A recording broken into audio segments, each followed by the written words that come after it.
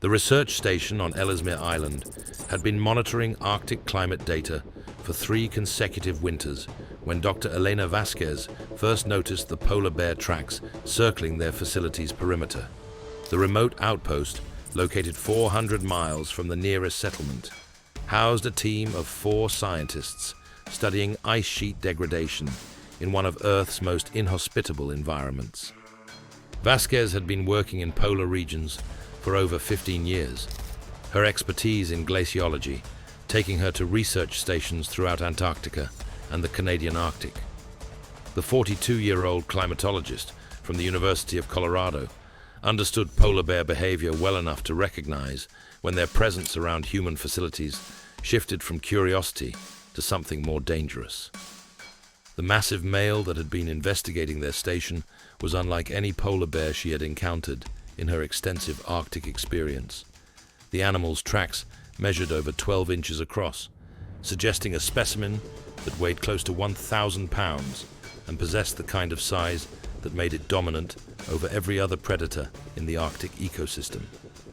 But it was the bear's persistence that concerned Vasquez most. Polar bears typically investigated human settlements briefly before moving on to more productive hunting areas, but this animal had been circling their facility for over a week.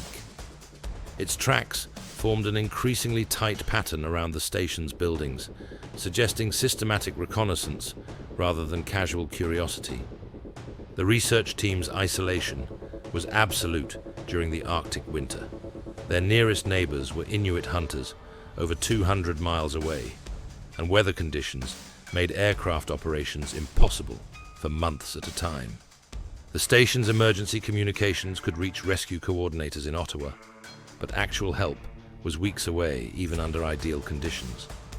Dr. Michael Chen, the team's marine biologist, was the first to spot the bear during daylight hours.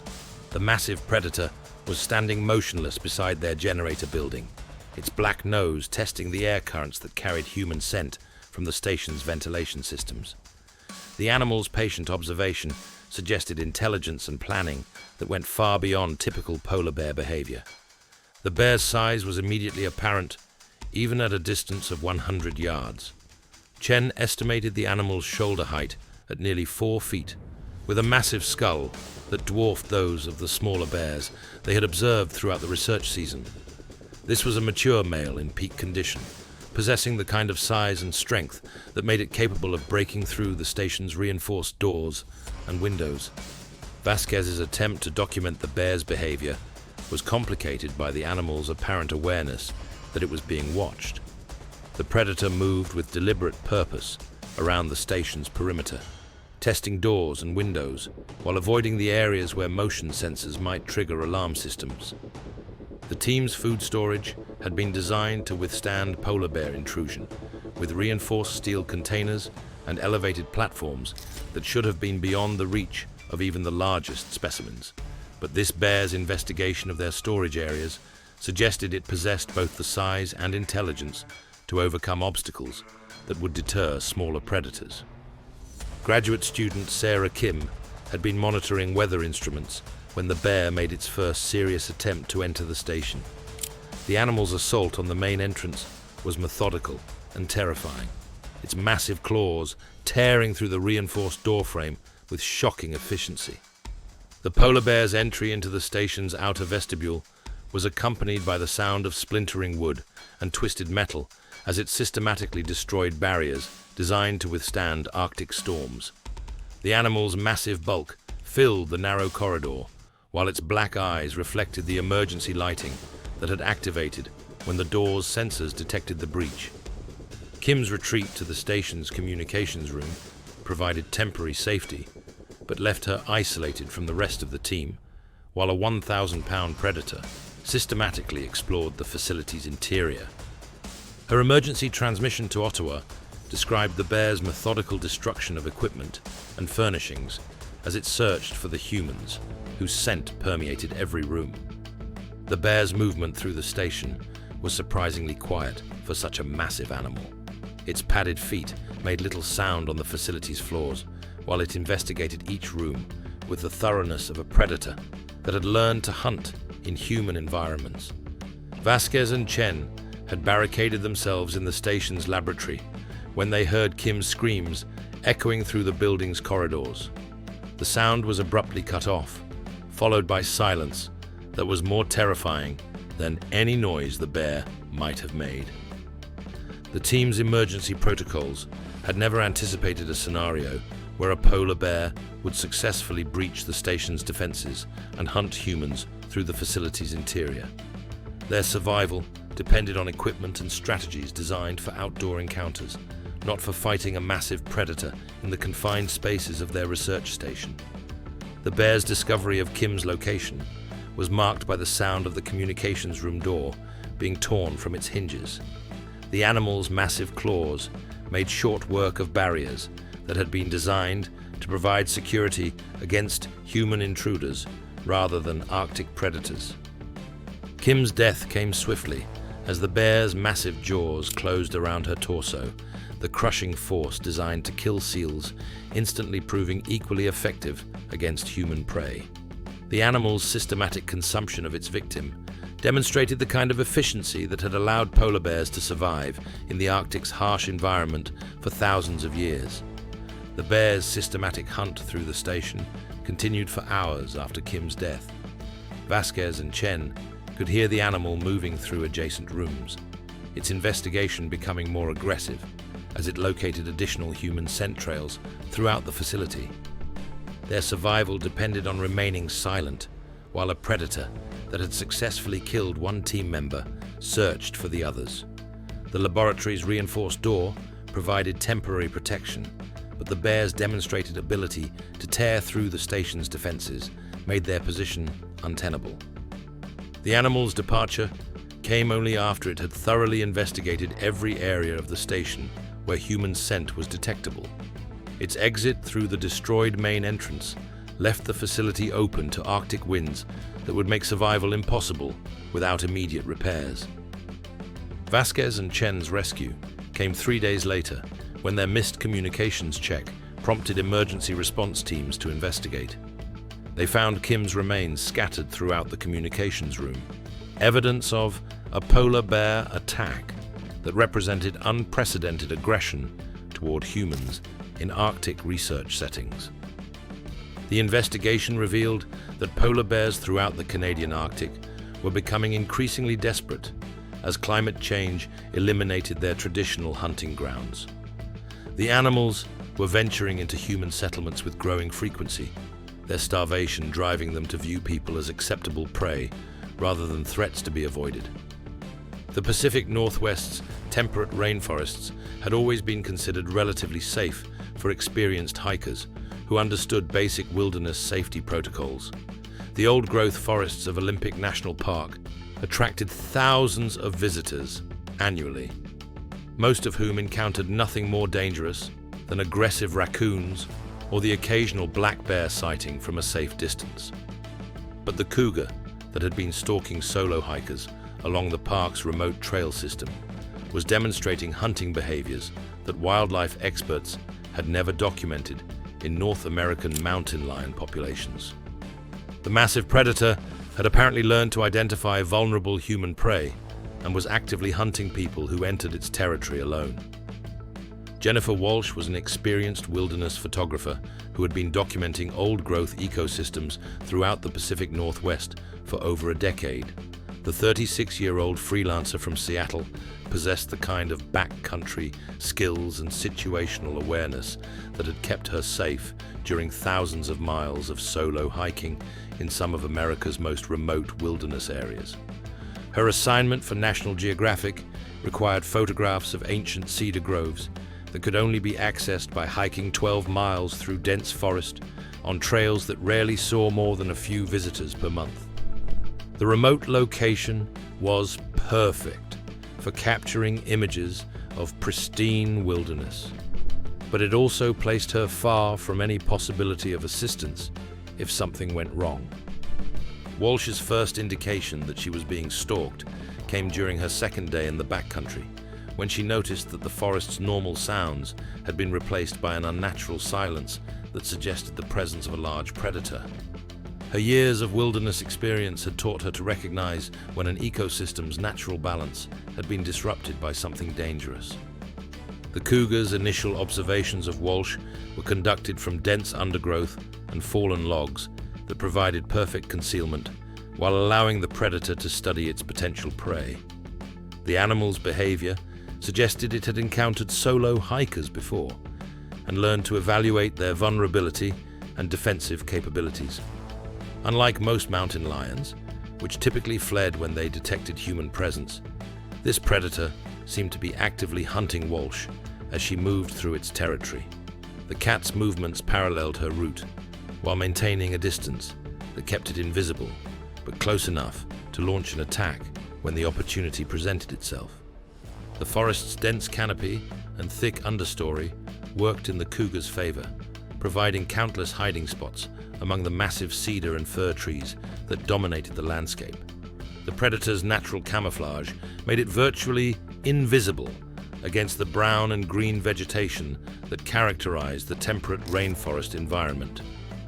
Walsh's growing awareness that something was wrong with her situation was based more on instinct than on any concrete evidence of danger. The absence of bird calls and the unusual behavior of small mammals suggested that a large predator was moving through the area, but she had no way of knowing that she was its intended target. The photographer's decision to make camp in a small clearing beside a mountain stream provided the cougar with the perfect opportunity to observe her evening routine and plan its attack. The animal's patient surveillance from the surrounding forest allowed it to learn her habits and identify the moment when she would be most vulnerable. Walsh's camp setup followed standard wilderness protocols designed to minimize encounters with bears and other large wildlife. Her food was properly stored and her tent was positioned to provide good visibility of the surrounding area. But these precautions were inadequate against a predator that was specifically hunting humans. The cougar's attack came during the pre-dawn hours when Walsh was most deeply asleep and least likely to detect the predator's approach. The massive cat moved through the forest with absolute silence, its padded feet making no sound on the soft earth and fallen leaves that carpeted the forest floor. The animal's entry into Walsh's camp was marked only by the soft whisper of tent fabric being sliced by claws designed to grip struggling prey. The photographer's first awareness of danger came when she felt the cougar's breath on her face as it positioned itself for the neck bite that would end the encounter quickly. Walsh's survival training had included scenarios involving animal attacks, but nothing had prepared her for the reality of waking up to find a 140-pound predator crouched over her sleeping bag. The cougar's massive head filled her field of vision, while its yellow eyes reflected the dim light filtering through the tent's fabric. Her attempt to escape the tent was hampered by the sleeping bag that tangled around her legs and the cougar's positioning that blocked her access to the tent's zipper. The predator's massive paws pinned her shoulders, while its claws sought the grip that would allow it to deliver the killing bite. The cat's intelligence was evident in its systematic approach to subduing its prey. The cougar adjusted its position repeatedly, seeking the optimal angle for delivering the crushing bite that these predators used to kill deer and elk. Its patience and persistence suggested extensive experience with prey that fought back rather than submitting immediately. Walsh's emergency whistle was designed to scare away wildlife and signal for help, but its piercing sound only seemed to increase the cougar's determination to complete the kill quickly. The predator's grip on her shoulders tightened as it sought to prevent her from making additional noise that might attract other humans to the area. The photographer's survival depended on her bear spray, which she managed to deploy despite the cougar's attempts to immobilize her arms. The chemical deterrent struck the predator's face at point-blank range, causing it to release its grip and retreat toward the forest while clawing at its burning eyes. The cougar's departure was temporary rather than permanent. The wounded predator circled Walsh's camp for the remainder of the night, its occasional movements visible in her flashlight beam as it waited for the effects of the bear spray to subside. Walsh's emergency beacon brought search and rescue teams to her location within 8 hours, but the Cougar had disappeared into the vast wilderness of Olympic National Park. Her injuries required extensive medical treatment and left permanent scars on her shoulders and arms where the predator's claws had found purchase. The investigation revealed that this cougar had been involved in multiple stalking incidents throughout the park's backcountry trail system. The animal's behavior suggested it had lost its natural fear of humans and was actively hunting solo hikers who entered its territory. Wildlife officials noted that the cat's willingness to enter a human camp and attack a sleeping person represented an unprecedented escalation in mountain lion aggression. Traditional safety measures, based on making noise and appearing large, were proving inadequate against predators that had learned to hunt humans as prey, rather than viewing them as threats to be avoided. The commercial fishing vessel, Sarah Marie, had been working the waters off Cape Cod for 18 years when Captain Frank DeLuca encountered the great white shark that would destroy his boat and nearly end his life. The 47-year-old fisherman from Gloucester had inherited the 38-foot vessel from his father, continuing a family tradition that stretched back 3 generations. DeLuca's expertise in reading ocean conditions and locating productive fishing grounds had made him one of the most successful independent operators working New England's waters. His intimate knowledge of underwater topography and seasonal fish movements allowed him to consistently outperform larger commercial vessels that relied more on technology than on experience. The waters 20 miles southeast of Provincetown had been producing excellent catches of striped bass and bluefish throughout the late summer season. The area's combination of strong currents and underwater structure created ideal feeding conditions for baitfish, which in turn attracted the larger predatory species that formed the backbone of DeLuca's business. But the massive great white shark that had been hunting in these waters was unlike anything the veteran fisherman had encountered in nearly 3 decades of commercial fishing.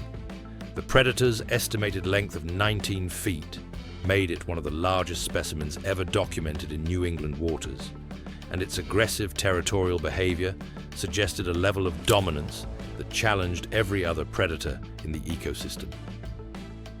DeLuca's first encounter with the shark came during routine fishing operations in 60 feet of water over a rocky bottom that typically held large schools of striped bass. The massive predator's initial investigation of his vessel was marked by sonar readings that showed something enormous moving beneath the boat. The shark's size became apparent when it surfaced beside the Sarah Marie to investigate the fish blood and chum that DeLuca was using to attract baitfish. The predator's massive head, easily 4 feet across, rose from the water just yards from where the fisherman stood working his lines. The great white's behavior was immediately concerning to someone with DeLuca's experience around marine predators. Instead of the brief curiosity that characterized most shark encounters, this animal seemed to be studying his vessel and operations with obvious intelligence and growing territorial aggression. The shark's systematic circling of the Sarah Marie continued for over an hour, during which DeLuca attempted to move to different fishing areas. But the predator followed his vessel, its massive dorsal fin cutting through the water with the persistence of an animal that had claimed this territory as its exclusive hunting ground. The attack came when DeLuca was hauling in a large striped bass that had attracted the shark's attention. The great white's approach was invisible until the moment of impact, its massive bulk emerging from the depths with explosive speed that gave the fisherman no time to react. The predator's assault on the Sarah Marie was devastating and systematic. Its massive jaws closed around the boat's stern, the crushing force of its bite penetrating the fiberglass hull and flooding the engine compartment. The shark's thrashing sent waves crashing over the gunnels while its weight threatened to drag the vessel beneath the surface. DeLuca's attempts to drive off the shark using boat hooks and flare guns had little effect on a predator that seemed determined to destroy his vessel. The animal's massive size and strength allowed it to treat the 38-foot boat as prey rather than as a threat to be avoided. The great white's death roll, a hunting technique typically used on seals and other marine mammals, began to tear the Sarah Marie apart. The predator's massive body twisted through the water while maintaining its grip on the boat's stern, its primitive brain driven by instincts that recognized no difference between the vessel and its normal prey. The boat's emergency radio was damaged during the initial attack, cutting off DeLuca's communication with the Coast Guard and eliminating any possibility of calling for immediate assistance. His emergency beacon activated automatically when the vessel began taking on water, but rescue was hours away, even under ideal conditions. The shark's continued assault on the sinking vessel forced DeLuca into the water, where he became vulnerable to direct attack from a predator that had already demonstrated its willingness to destroy anything that entered its territory. His survival suit provided some protection against the cold Atlantic water, but offered no defense against a 19-foot great white. The fisherman's desperate swim toward his emergency life raft was complicated by the shark's continued presence in the immediate area. The predator's massive bulk was visible just beneath the surface as it continued to investigate the wreckage of the Sarah Marie and the human who had been aboard. DeLuca's survival depended on remaining motionless in his life raft, while the great white circled the area for over 6 hours. The shark's persistent investigation of the wreckage and life raft suggested it was waiting for an opportunity to complete its attack on the human who had invaded its hunting grounds. The Coast Guard's rescue of DeLuca came only after the shark had finally departed the area, apparently satisfied that it had eliminated the threat to its territorial dominance. The fisherman's survival was complicated by severe hypothermia and psychological trauma from spending hours in a life raft while being stalked by one of the ocean's most efficient predators. The investigation revealed that great white sharks throughout New England waters were displaying increasingly aggressive territorial behaviors as climate change brought them into areas where they had rarely been seen before. The warming ocean temperatures were attracting massive specimens north from their traditional hunting grounds, creating new dangers for commercial fishermen who had never before encountered such large and aggressive predators.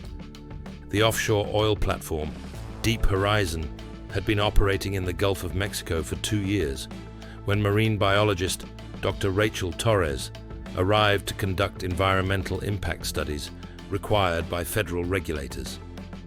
The platform's location, 40 miles from the Louisiana coast, placed it in waters that supported diverse marine ecosystems while providing access to petroleum reserves beneath the ocean floor. Torres had been studying Gulf marine life for over a decade, her expertise in shark behavior and migration patterns making her invaluable to environmental assessments of offshore drilling operations.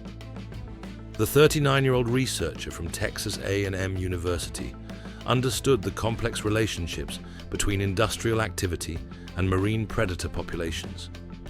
Her assignment to the Deep Horizon required 6 weeks of underwater observation and sample collection to document the platform's effects on local shark populations.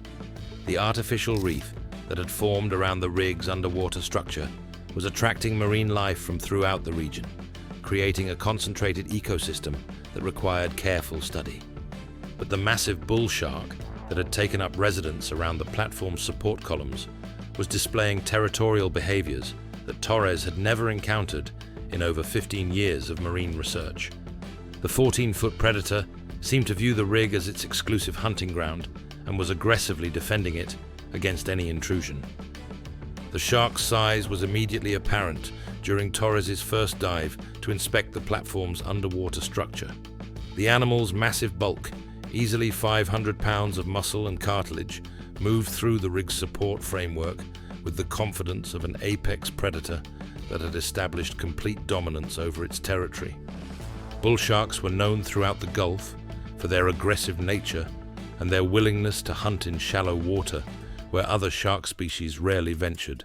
But this specimen's territorial behavior went far beyond normal predator patterns. suggesting it had learned to view the platform as a resource worth defending violently. The rig's fish population had exploded since drilling operations began, creating an artificial reef that attracted marine life from throughout the Gulf.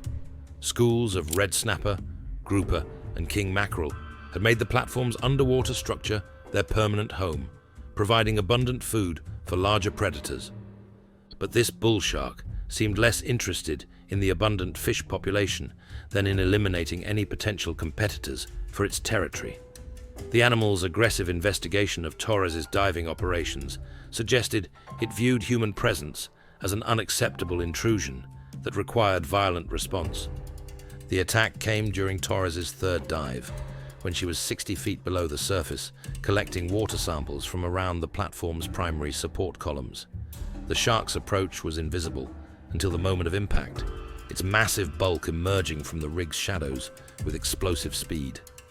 The predator's massive jaws closed around Torres's diving tank with crushing force that punctured the aluminum housing and sent high-pressure air streaming into the water. The shark's thrashing sent the marine biologist spinning through the water, while its teeth sought a better grip on prey that was proving more difficult to subdue than expected. Torres's survival training had included scenarios involving shark encounters, but nothing had prepared her for fighting off a 14-foot bull shark that was actively trying to kill her.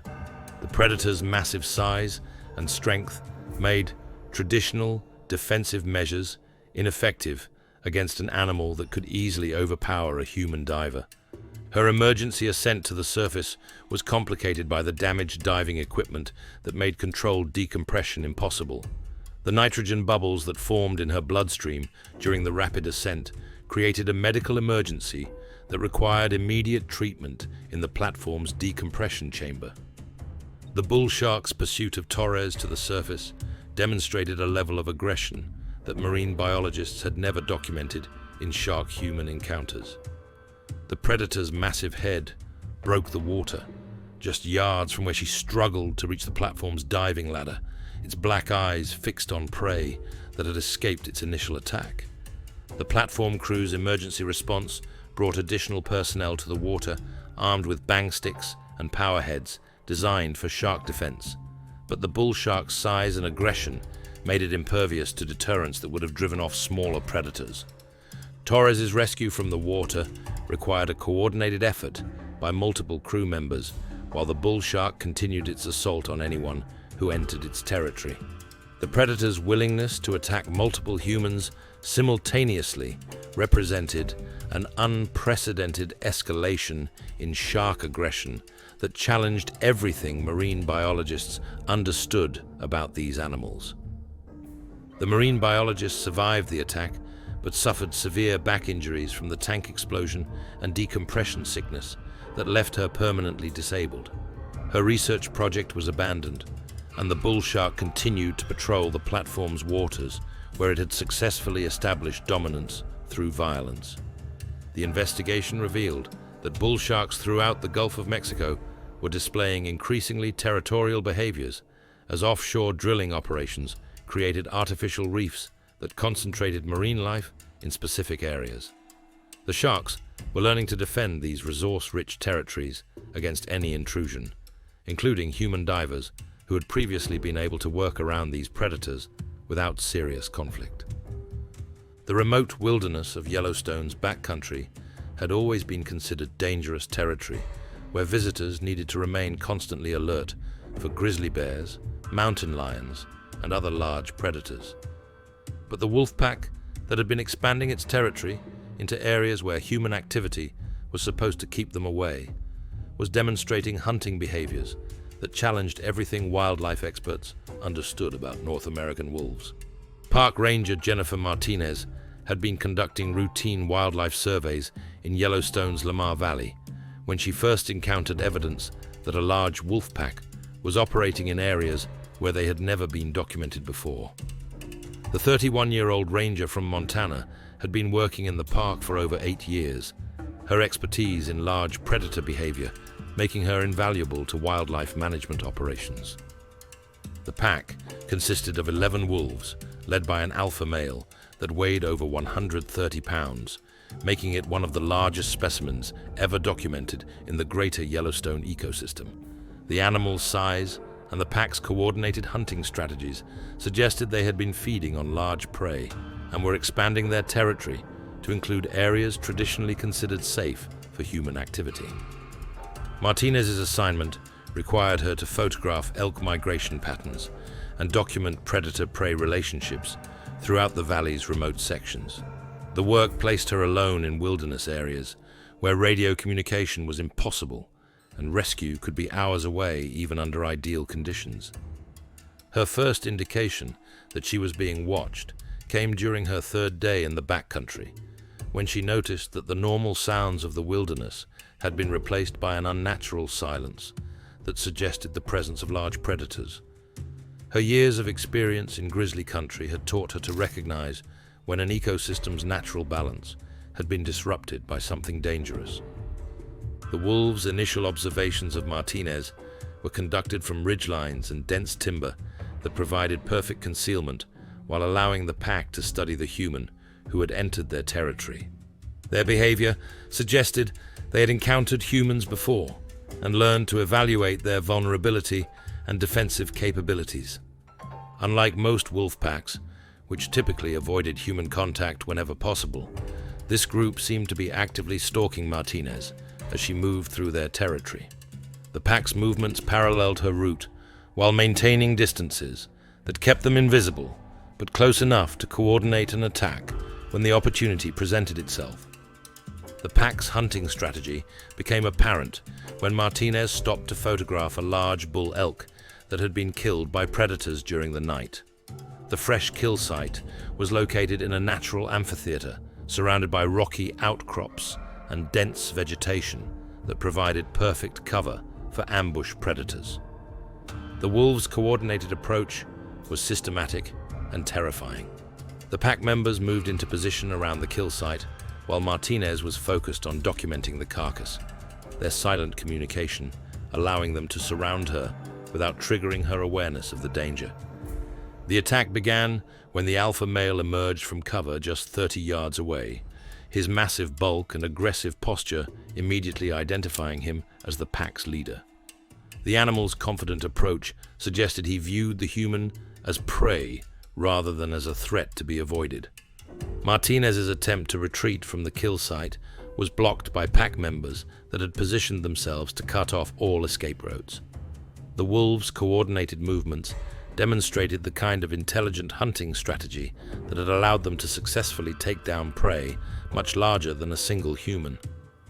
The ranger's bear spray was designed to deter grizzly bears and mountain lions, but its effectiveness against an entire wolf pack was questionable at best.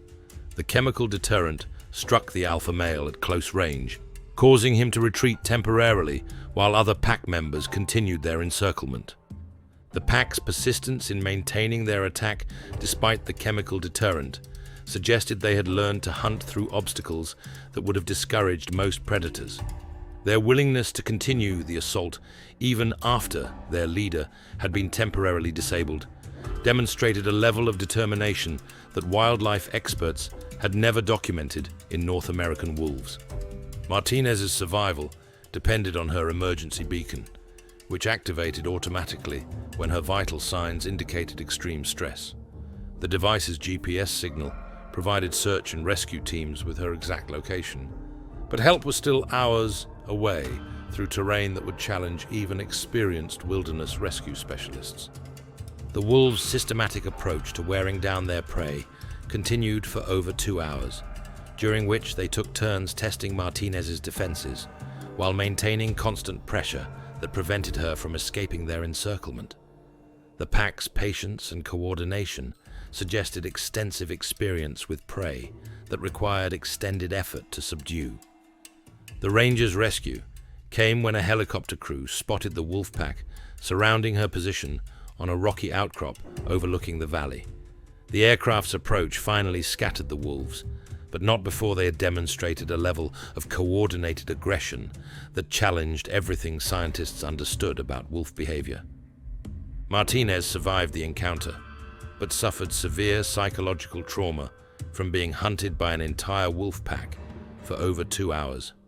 Her experience forced park officials to reassess the dangers posed by wolves that had lost their natural fear of humans and were actively hunting people who entered their territory. The investigation revealed that wolf packs throughout the greater Yellowstone ecosystem were becoming increasingly bold in their interactions with humans. The animals were expanding their territories into areas where human activity had historically kept them away, suggesting they no longer viewed people as threats to be avoided. The Alaskan wilderness surrounding Denali National Park had always been considered one of North America's most dangerous environments, where visitors faced constant threats from grizzly bears, wolves, and extreme weather conditions. But the massive brown bear that had been stalking hunting parties throughout the region was displaying territorial behaviors that went far beyond normal predator patterns. Professional guide Robert Mackenzie had been leading trophy hunts in Alaska for over 25 years when he encountered the bear that would end his career in the most violent way possible. The 53-year-old outfitter from Anchorage had guided hundreds of clients through some of North America's most challenging wilderness terrain, his expertise in reading animal behavior and predicting wildlife movements making him one of the most respected guides in the state. Mackenzie's client was Dr. James Harrison, a surgeon from Chicago who had paid $25,000 for a 10-day brown bear hunt in the remote wilderness areas surrounding the national park. Harrison possessed limited hunting experience, but had trained extensively for the physical demands of pursuing dangerous game in Alaska's unforgiving environment. The bear they were tracking was a massive boar that had been terrorizing hunting camps throughout the region for over 2 months. The animal's estimated weight of over 1,200 pounds made it one of the largest brown bears ever documented in interior Alaska, and its aggressive territorial behavior suggested it had claimed vast areas of wilderness as its exclusive domain. Mackenzie's first encounter with evidence of the bear's presence came when they discovered the remains of another hunting party's camp that had been systematically destroyed.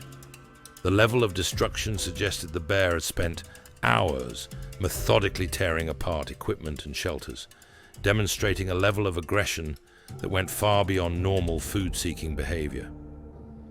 The guide's examination of the destroyed camp revealed that the bear had been hunting the humans who had occupied it, rather than simply scavenging for food. The animal's tracks showed it had stalked the camp for several days before launching its assault, suggesting intelligence and planning that challenged everything Mackenzie understood about brown bear behavior. Harrison's inexperience with dangerous game hunting became apparent when they first spotted the massive bear feeding on a moose carcass in a clearing surrounded by dense alder thickets. The surgeon's excitement at seeing such a magnificent specimen caused him to make noise that immediately alerted the predator to their presence. The bear's reaction to detecting human presence was immediate and aggressive. Instead of fleeing the area, as most brown bears would when confronted with hunters, this animal stood its ground and began advancing toward their position with obvious hostile intent. Mackenzie's attempt to position Harrison for a safe shot was complicated by the bear's rapid approach and the dense vegetation that limited their visibility and mobility. The guide's years of experience told him that this encounter was developing into a life-threatening situation that required immediate action. The bear's charge came when they were still 200 yards away, the massive predator covering the distance with shocking speed through terrain that should have slowed any animal of its size. Mackenzie's desperate attempt to stop the charge with his .375 H&H rifle proved inadequate against a bear that seemed impervious to wounds that would have dropped smaller animals. Harrison's panic when faced with a charging brown bear caused him to freeze rather than taking the shot that might have saved both their lives. The surgeon's inability to function under extreme pressure left Mackenzie alone to face a 1,200-pound predator that was determined to kill both humans who had invaded its territory. The guide's second shot struck the bear in the chest, but failed to stop its momentum as it closed the final yards between them. Mackenzie's attempt to work the bolt action of his rifle was interrupted when the bear's massive paw struck him with enough force to break his shoulder and send his weapon flying into the dense undergrowth. The bear's assault on Mackenzie was systematic and devastating. The animal's massive claws and teeth inflicted injuries designed to disable rather than kill immediately, suggesting it intended to subdue its prey before beginning the feeding process that would end the guide's life. Harrison's belated attempt to help his guide came too late to prevent the bear from establishing complete dominance over both humans. The surgeon's inexperience with firearms made his shots ineffective against a predator that had already demonstrated its ability to absorb multiple rifle rounds without being deterred. The bear's eventual retreat came only after it had established that the humans posed no further threat to its territorial dominance. Mackenzie's survival was complicated by massive blood loss and internal injuries that required immediate helicopter evacuation from one of Alaska's most remote wilderness areas. The guide's death occurred during the medical evacuation, his injuries proving too severe for the emergency treatment available in the wilderness setting. Harrison survived the encounter, but suffered permanent psychological trauma from watching his guide being mauled by a predator that had demonstrated complete dominance over human hunters. The investigation revealed that brown bears throughout interior Alaska were displaying increasingly aggressive territorial behaviors as human hunting pressure forced them to defend larger areas against intrusion. The bears were learning to view hunters as competitors rather than threats, leading to violent encounters that challenged traditional hunting safety protocols. These encounters across North America reveal a terrifying pattern of predatory aggression that is transforming the relationship between humans and the continent's most dangerous wildlife. From the great white sharks establishing territorial dominance in New England's warming waters, to the polar bears invading Arctic research stations as their traditional hunting grounds disappear, apex predators are abandoning behavioral patterns that once made coexistence possible. The animals involved in these attacks represent a new generation of predators that view humans not as threats to be avoided, but as competitors to be eliminated or prey to be consumed. Whether driven by climate change, habitat loss, or evolutionary adaptation, these creatures are crossing boundaries that wildlife experts once considered absolute. If these shocking accounts of predator encounters left you questioning your safety in remote wilderness areas and offshore waters, hit that like button and subscribe for more terrifying stories of when nature's most efficient killers decide humans are fair game. Each week, we bring you the most harrowing predator attacks from across the continent, documenting how environmental changes are creating deadly new behaviors in animals we thought we understood. Because recognizing these evolving threats could mean the difference between a successful expedition and becoming the next victim of predators that have learned to hunt humans with devastating efficiency. The survivors of these encounters discovered that the natural world operates by ancient laws that recognize no human authority, leaving behind those who learned too late that we share this planet with creatures perfectly designed to kill.